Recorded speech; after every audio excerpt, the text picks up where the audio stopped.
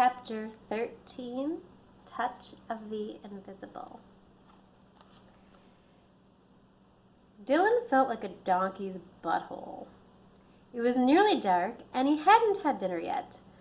He skateboarded down Cat Street toward the cul-de-sac that met with Old Man Yager's cornfield. What was Jenna talking about? Cat was supposedly going through some changes, whatever that means. Her cryptic message wasn't lost on him. He just hoped it wasn't another of Miss Linden's pranks. She had a habit of making guys do chronically idiotic things. He liked Cat. She was beautiful but didn't know it. She wasn't afraid to be herself. He'd had his eye on her since she moved here in the middle of last year. Nobody set out the welcome mat for her, and she'd still managed to hold her head high through all the click crap. Dylan wasn't all that surprised that she and Jenna had started hanging out. Jenna was one of those independent thinking types too. Winnie Altenburg used to be okay, but then she decided to leave the dork side, as he called it. Dylan liked his status. Friends were really friends. He was one of a handful of skateboarders, and they definitely got their fair share of crap. It was better than having your entire social status hinge on making whatever sports play. Guys at school could be just as brutal as the girls. He crept through the cornfield hoping that he would find Jenna. No such luck. "Screw this. I'm not a wimp," he said to reassure himself, and followed the trail until the fork. It was getting very dark, very quickly. He fumbled in his pocket for the small flashlight he used to read in bed at night. Dylan definitely did not want to go left. There were a lot of trees and spooky vines that way. "Cat! Katerina Stoneheart!" he called out nervously. No answer. Only an echo and a cracking of his voice. He waited for a minute, listening intently to the sounds of the woods. Then this weird chanting to a methodical drum beat hit his ears.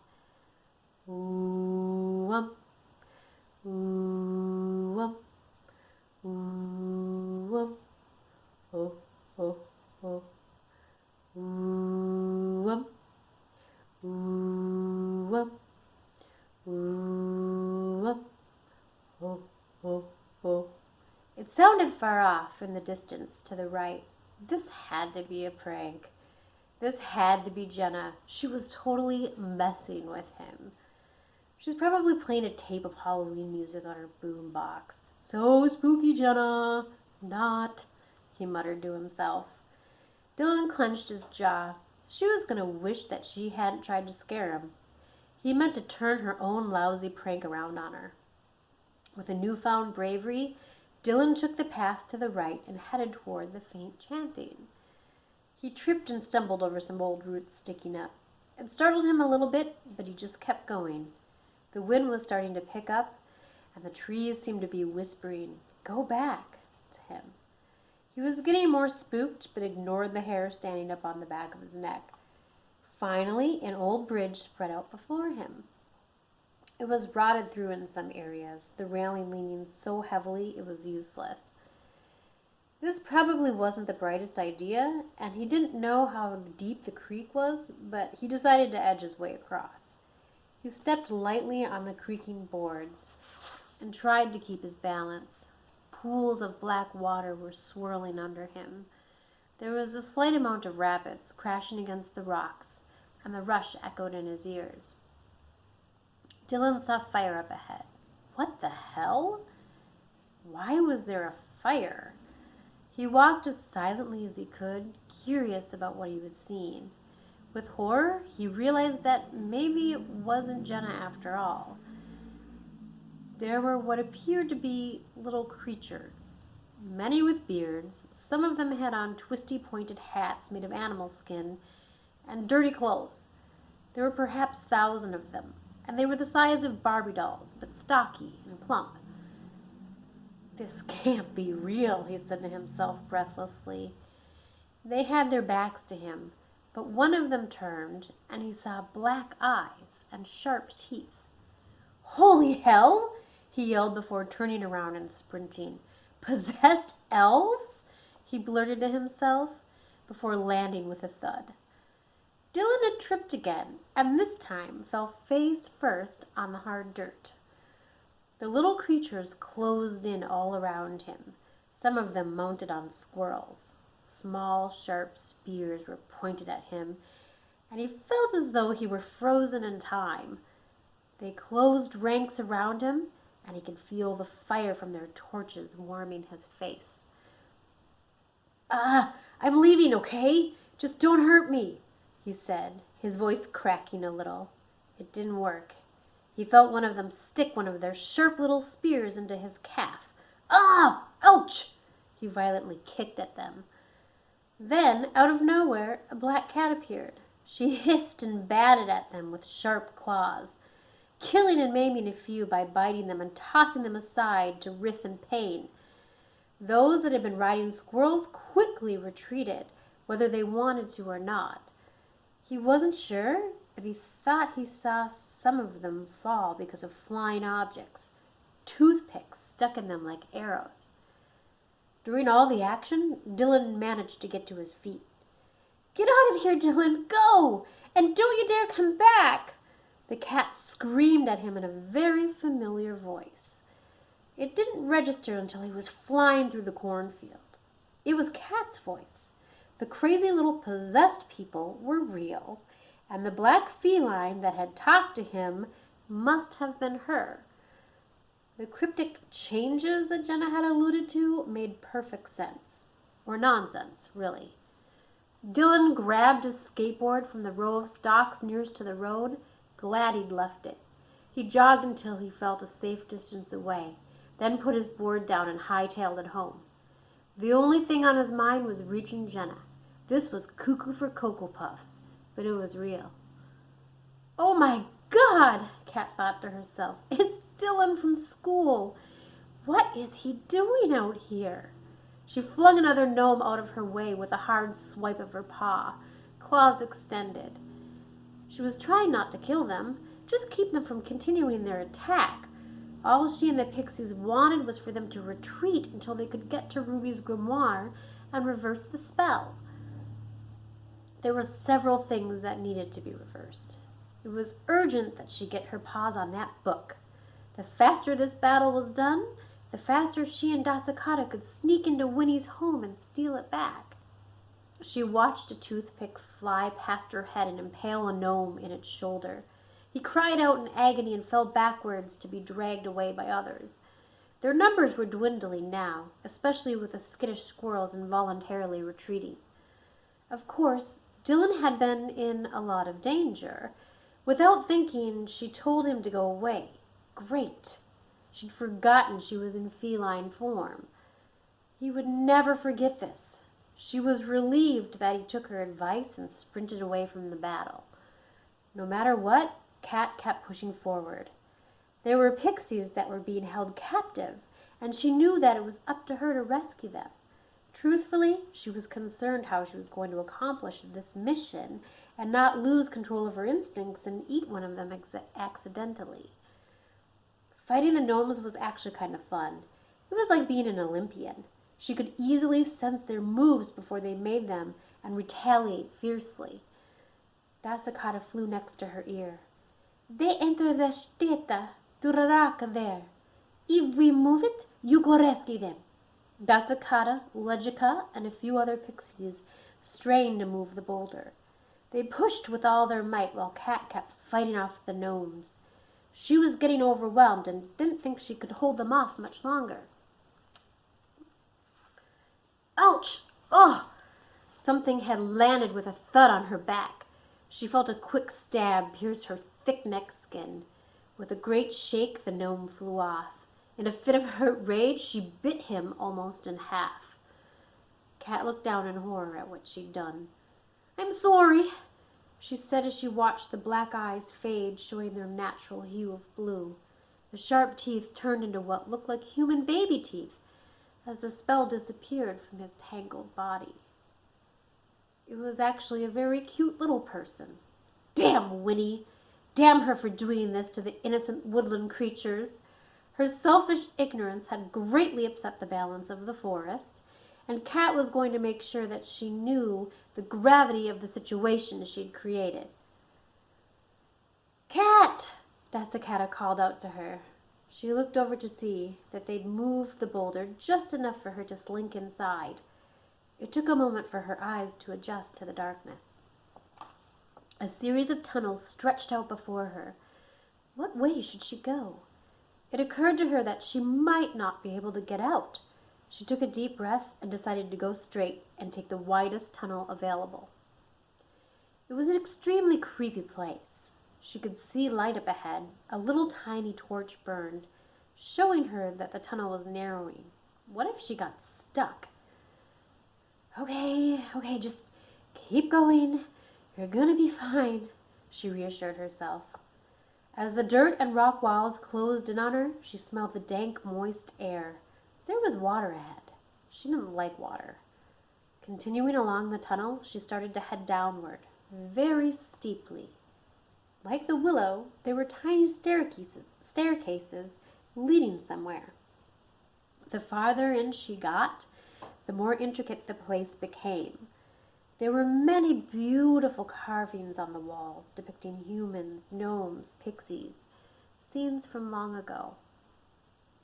Then, at the bottom of the stairs, the rock hallways opened up to a large room with a waterfall. It emptied into a rectangular stone pool.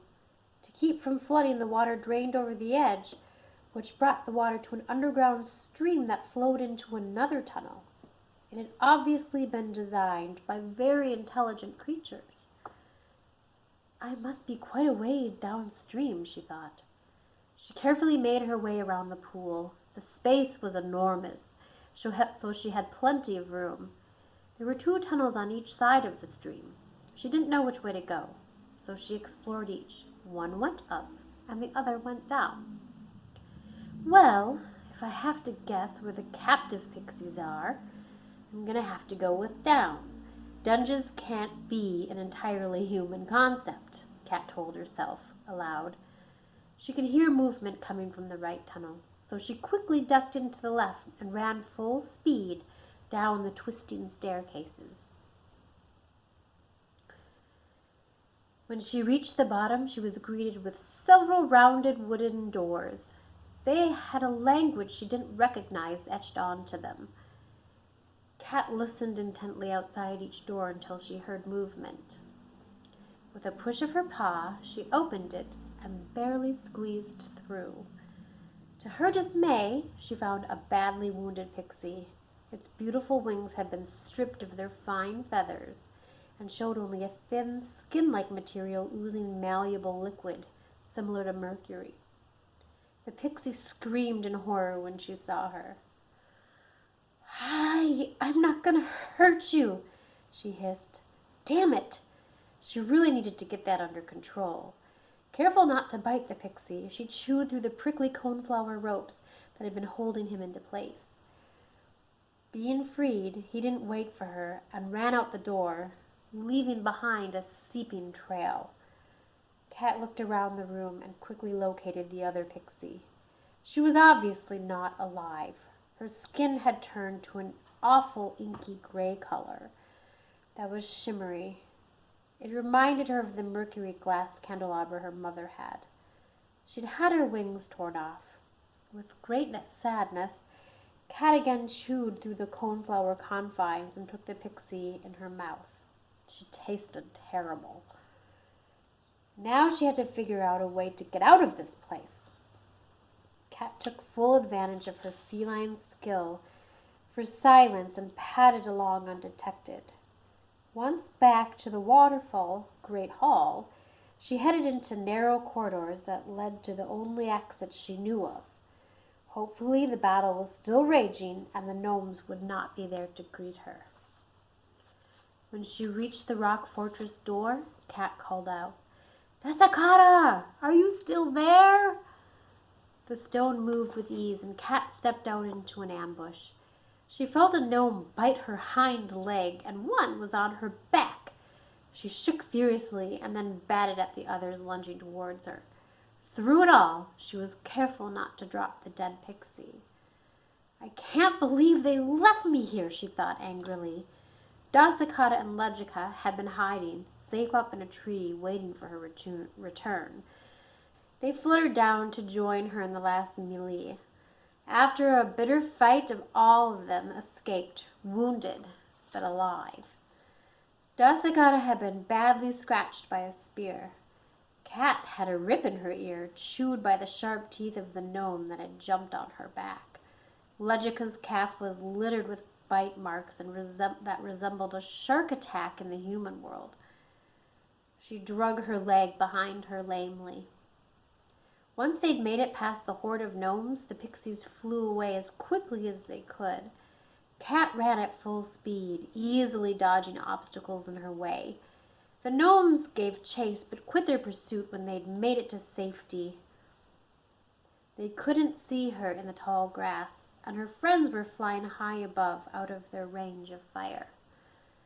Cat had no idea what time it was, but she was exhausted. Every inch of her hurt as she climbed to the entrance of the willow. She would probably end up sleeping on one of these branches. It wasn't going to be a very comfortable night. You come in? Jessamine will find you place to rest. You do thing. Bring back Romisa, Dasakata said gratefully. The family of the fallen pixie had been called to the entrance to collect their deceased day. Cat felt a wave of grief pass over her as she watched them weep bitterly. They took Romisa inside, and a great crowd wailed and surrounded them. Cat hung back, waiting for them to disappear before following Legica and Dasakata inside. At first, she wasn't sure that she would even fit through the hole. It had been tight when she stuck her head in the last time. She had to suck in and squeeze through, wiggling her hind quarters. We must go to the hospital and get the wounds treated, Dasakata informed her. Cat was impressed by her quick mastery of human. She was becoming more eloquent. Here, hop on my back and I'll take you there, Cat offered as she laid down so she could climb on. Cat realized that she'd spoken without hissing. Small victories. Inside the willow was amazing. There were intricate stairways and hallways, each leading to different branches housing the pixies. As she climbed farther down, the spaces grew bigger, just like in the Gnomestätte. Following Dasakata's directions, she came to a long branch that had been set up into a medical facility. It was a disorienting view. The space was narrow and curved near the end. Several injured pixies lie moaning on cots. She didn't dare go in. There was no need to startle the injured. Is there a place I can go to rest, Das? I don't want to be in anyone's way, but I really need a nap or something. Yajara came from the side of a wounded pixie. She had an elder with her. Nyam! Dasakata called out and hugged her. Ministara turned to Cat. Our queen would like to invite you to stay in her private chamber. You were exceptionally brave. She wants you to know that Kaitan made it back alive to the willow. We are forever thankful that you brought Romisa back to us. We will honor her appropriately. Ministara had been a translator when the humans still knew of the pixie, several centuries ago. Cat was surprised by her fluency, but too weary to wonder about it. Her voice was shaky. To tell Jessamine, I will happily rest in her room, and that I'm thankful for the hospitality. Ministara nodded. Follow me. We will send in someone to tend to your ear. The room was quite spacious, but she still took up a quarter of it. Cat was grateful to be able to stand up straight without bumping her head on the ceiling. She only had a few inches of leeway. Cat curled up in the corner, and within minutes a few Merisistrak came in. They cleaned her ear and put a dandelion salve on it. She managed to not hiss at them even once. After they'd gone, she fell into a deep slumber. Do you have anything to bring to the hunter and the crone? It It's almost Samhain, said Ruby. It seemed totally normal. She was sitting on her bed, talking with an older woman with long black hair streaked with strands of gray. She wore a simple brown dress and a charcoal cloak. Spectacles hid her eyes. The only thing that seemed odd about her was her transparency. No, I don't know what to bring the Lord and Lady. I haven't had time to read your book. Kat felt panicky. Her heart was racing. There were so many things she still needed to do. Ruby placed her hands over Kat's. It felt like a cool breeze. Don't be upset, dear. It will be okay. Look for the grimoire in the place she once loved the most. Then Ruby stood from her bed, fading and contracting into a small opaque orb to float away out the window. Kat awoke in a start from a strange dream. What was that all about? Samhain? Did she mean Halloween? That was still days away. When the fog of the dream finally lifted, she remembered where she was and that she was a feline. Changing back to her human form was the most important thing. That was the next mission. Hopefully Dazakata would be well enough to help her. Stretching and shaking off the drowsiness, she went to find her friend in the infirmary. She poked her head in and scanned the room. It was even more crowded than before. She didn't see Dasakata or Legica. Just as she was about to turn and leave, Gellick, the pixie that Doss had been arguing with, approached her. He motioned for her to follow him, so she did. They made their way up the winding staircase, and the space narrowed, finally stopped at Dasakata's door. Kat could hear her talking feverishly in Pixie with someone else. Gellick banged on the door and called out to her. There was silence, and then she answered. Hi, Doss. Are you doing okay? Kat asked. Yes, I'm okay. I invite you in, but no room. Did you sleep? Kat nodded. She'd slept so good, she was wondering what day it was. It was hard to keep track of a time and a place that didn't seem to have any way of telling. After they'd made small talk, Gellick stepped forward. Dasakada, maui na dakarazga obanawi jenak. Dasakada, we must talk about our partnering, Gellick said with arrogance. He gave her a smug grin. She glowered at him. Niem, mina idiot vide pielaven. Mina budet skazo unk obatim iatem losa. No, I am going to see Pelavin. I will tell him about you and your lies. She angrily fluttered past him. Das, wait! What's up? Is something wrong? Kat chased after her little friend. Yes! Gillick bad Pixie. Me love Pelavin, not Gillick. Gillick wants us to partner. I say no. So obviously there was a love triangle going on here. They must happen in every place of existence. Perhaps shapes represented more complexity than she realized. She tried to understand Dasakata's frustration. So you don't like Gellick, but he likes you. Exactly, Dasakata answered. Where are we going? I see Pelavin. I tell him about Gellick, Dasakata informed her, all business. Kat hadn't met him yet, but it was clear that Dasakata's heart already belonged to him. Okay, but I really need your help, Doss. I have to find that Book of Shadows, or I will be stuck this way. Dasakata stroked the side of her cat companion. It'd be okay. We go after I see Pelavin. Dasakata slipped unnoticed into the busy infirmary. As usual, Kat waited out in the hallway, knowing that her presence made everyone but Dasakata uneasy. She plunked down and tried to remember more about the strange dream with Ruby. How did she know it was Ruby anyway? Intuition is so strange. Pelavin, itakmina. Pelavin, it's me. Dasakata stroked his bright orange hair back from his face. His eyes opened and he smiled at her. His voice was hoarse and he said in frustration, Dasakata, gidetim. Mina radak videtim. Mina vida слишком нас майка и ункамям. Where have you been? I'm glad to see you. I've been seeing too much of Nesmaiga and her mom. Dasakata smiled. His light still belonged to her.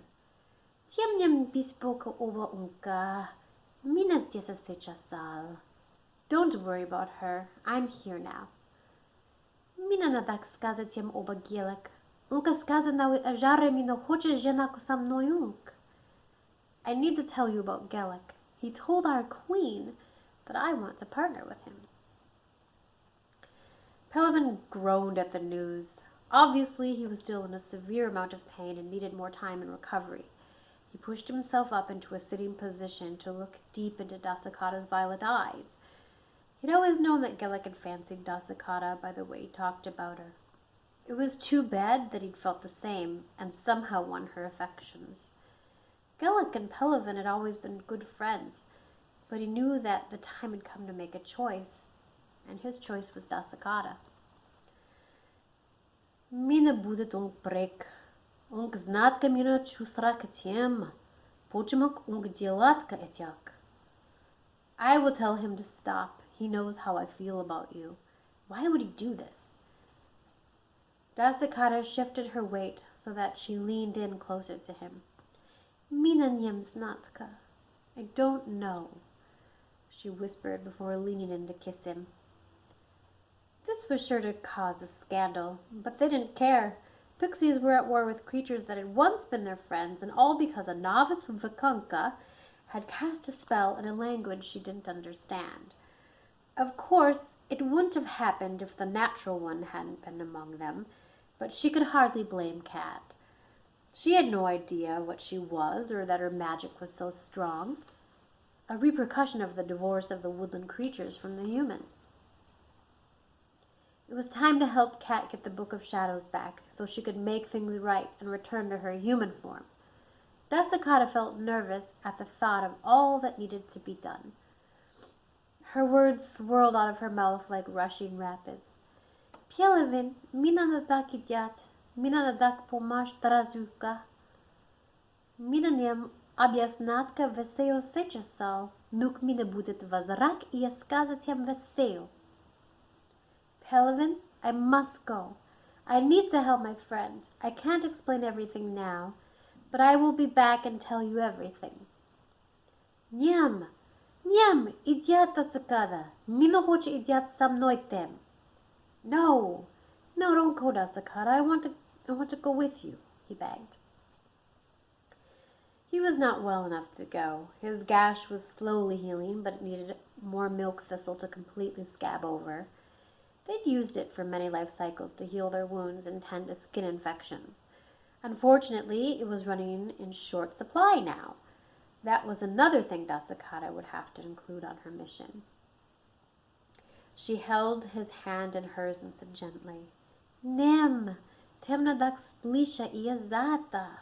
No, you must sleep and heal. He laid back, defeated. She could tell his head was aching, and it was time to say goodbye once again to her beloved. One stolen kiss was enough. As she left the infirmary, Dasakata straightened her shoulders and held her wings above her proudly. Taking a deep breath, she stepped into the hallway to meet her friend. How'd it go? Okay, he still loves me. Still injured. No time to worry about this. How do you say it? Drama. Cat's tail flicked, thinking about her own drama. Yep, there definitely wasn't much time. Get on, Cat motioned to her petite pixie warrior. Let's stay together in case something else goes wrong. They were silent as Cat crept through the woods. Instead of daring to go over the small footbridge near the gnome settlement, she opted to cross the stream using the stepping stones within the sightline of the bridge, but far enough away that they would be undetected. It wasn't easy, but it was safer. Where are we going? Dasakata asked hesitantly.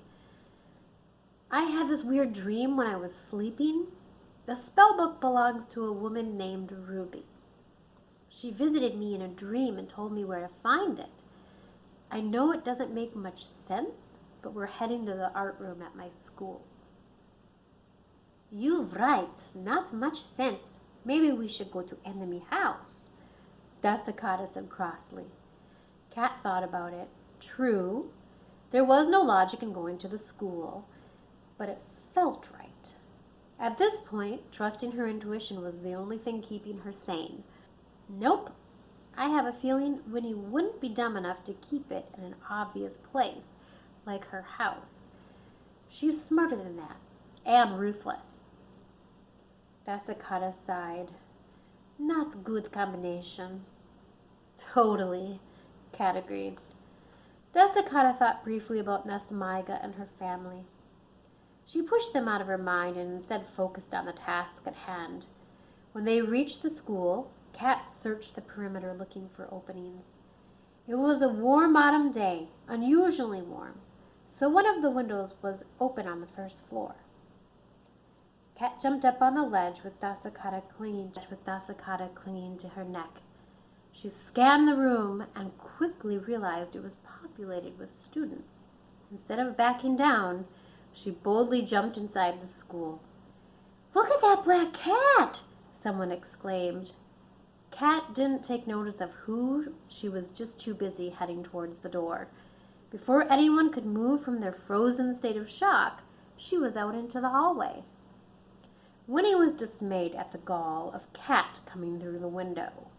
She sat there twirling her blonde hair in annoyance and glanced over at Madison. Then, out of the blue, Dylan got up from his desk. He started to fake sneeze and whined. "I'm allergic to cats. Chew. Severely. Can I go to the nurse?" Dylan made it out into the hallway without much resistance from the teacher. He scanned the landscape and spotted her gliding blithely along the corridor, extremely close to the lockers. She almost blended into them because they were a slate gray. Without a warning, he sneaked up on her and picked her up. "I know it's you," Dylan whispered into her ear. He bolted to the nearest boys' restroom and put her down. "Ew! It stinks in here," she hissed before realizing that she was speaking in English. "I know. I'm sorry. I just had to know that it was you, that I wasn't going off my rocker," Dylan stammered.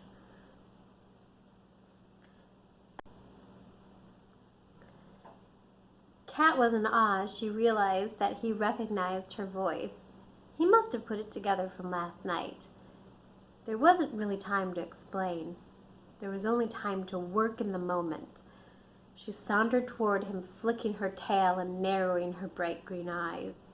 "Dylan, this isn't the form that I want to be in. I don't need you to ask any questions. I know it's the biggest favor ever. But can you guard the hallways for me, from Winnie?" He nodded. "I won't let that evil witch touch you." Heh, someone who actually saw her for what she was. They slipped back out of the bathroom, and she scurried along the lockers. Dylan walked next to her, trying to block her from view. She headed toward the art room.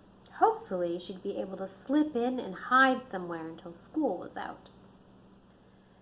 One of the teachers, Miss Steuben, saw Dylan walking along the lockers and came to the door of her classroom. "Mr. Matthews, where are you supposed to be right now?" she asked. I had to go to the bathroom, and now I'm going to my locker." Dylan's voice cracked at the weak explanation.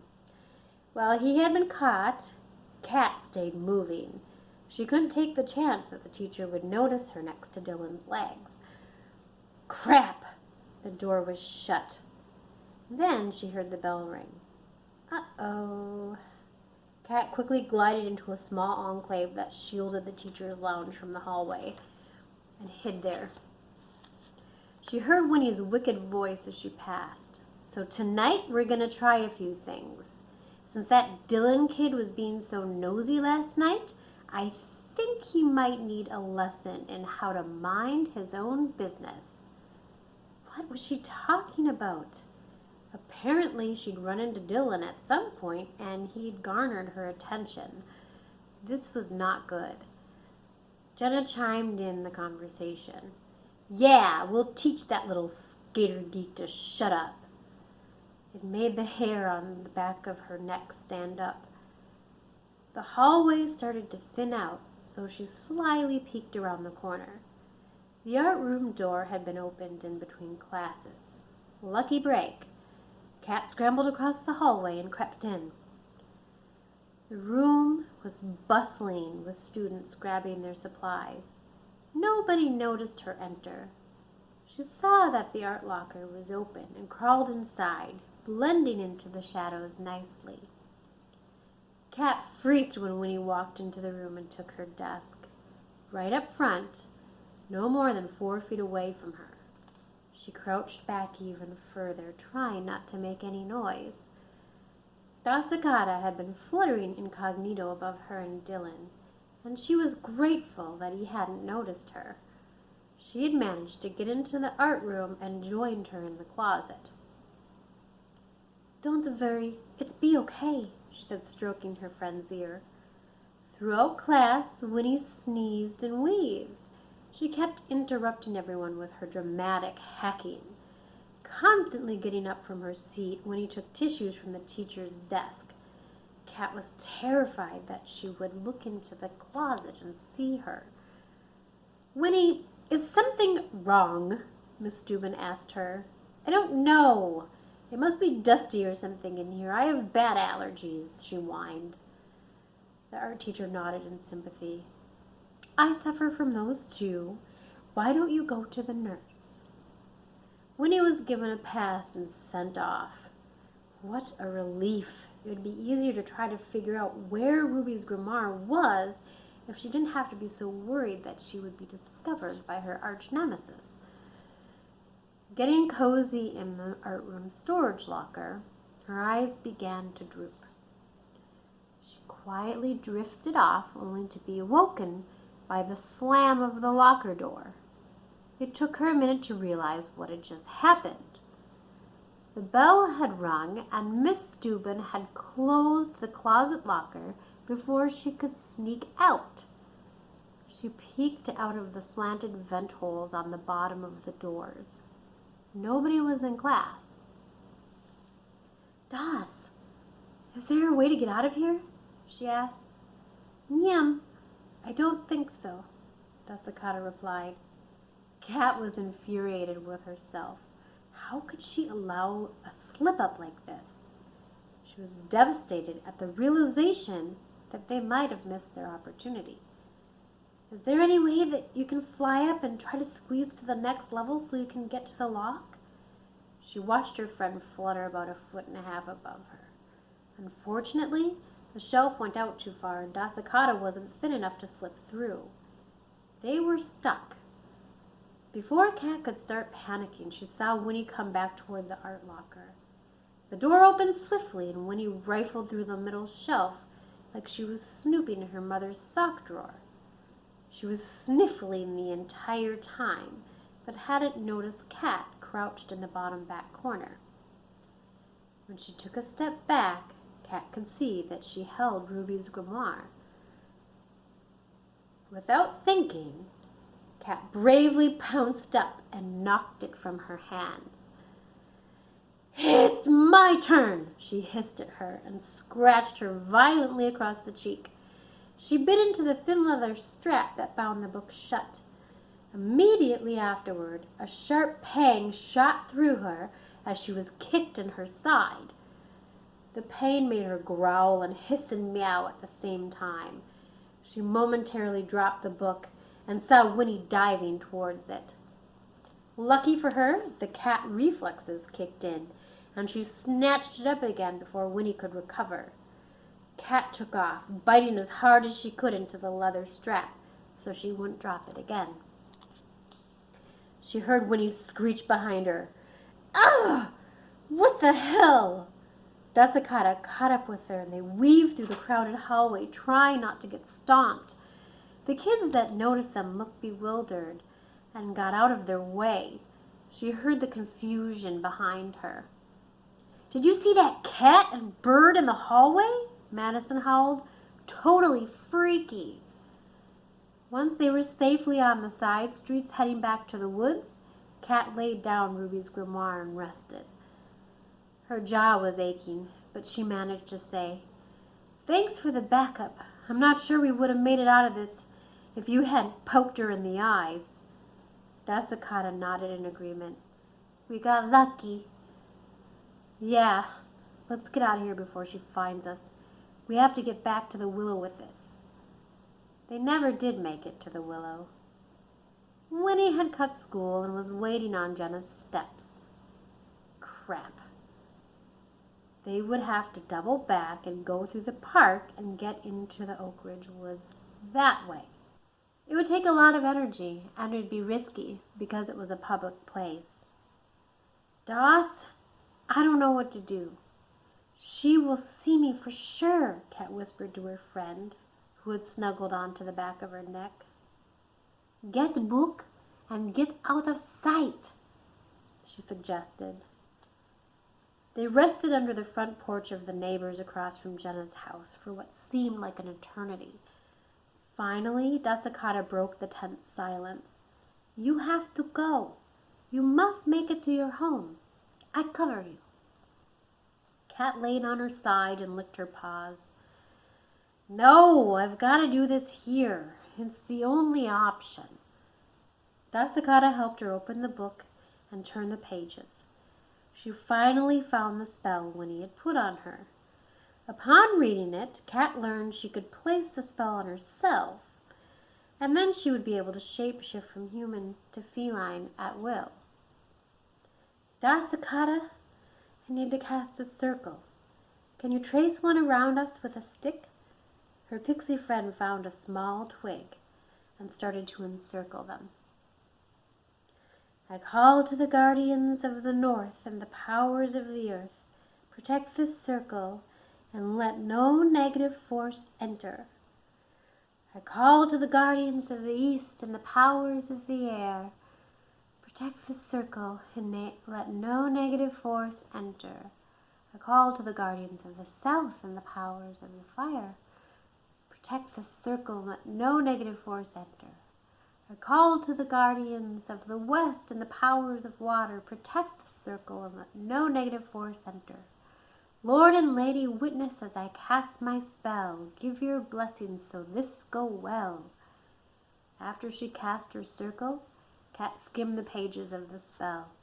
It was a complicated and serious spell. How had Winnie managed to do it on her own?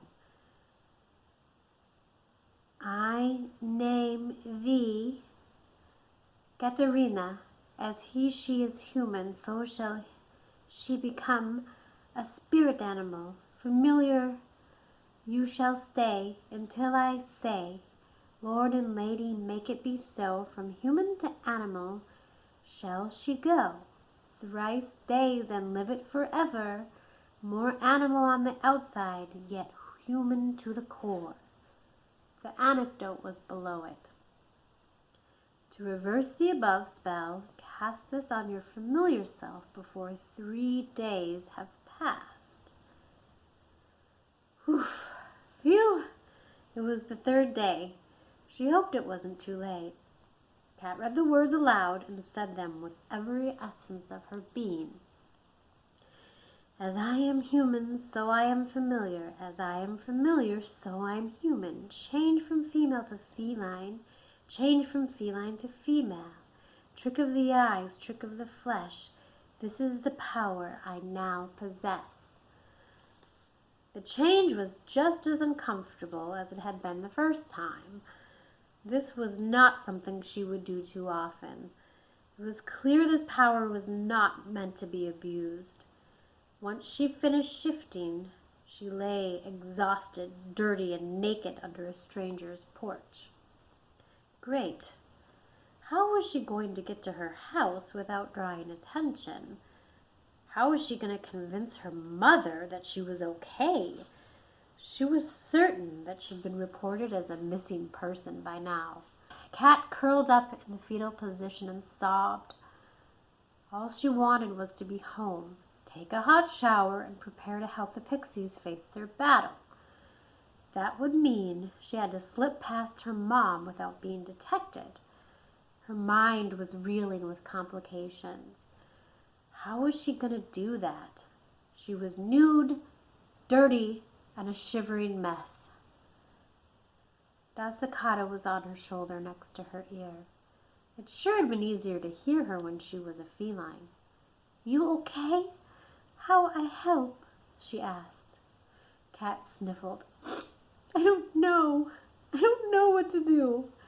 I need to think. Lord and Lady, help me seek a solution," she silently asked. Like lightning striking metal, the thoughts were conducted through her brain. "I've got it. The night when he accidentally put the spell on the gnomes, we used one to make us run really fast out of the woods. I'm going to use that to get past Winnie. And my mom, too. I think I can do it if I'm quiet." "Good plan. I go back to Willow. You meet me there." "Yes, I'll meet you there, after I get cleaned up. Be careful, Das," Cat replied. She closed her eyes and concentrated. Chanting quietly to herself, she thought about how her whisper sounded far off, as if she were in a different place. 3 times 3, let it be, moving like wind through the trees, grant the quickness in my feet, legs, and knees. At last I am fast until the fast will not last. Thank you for listening.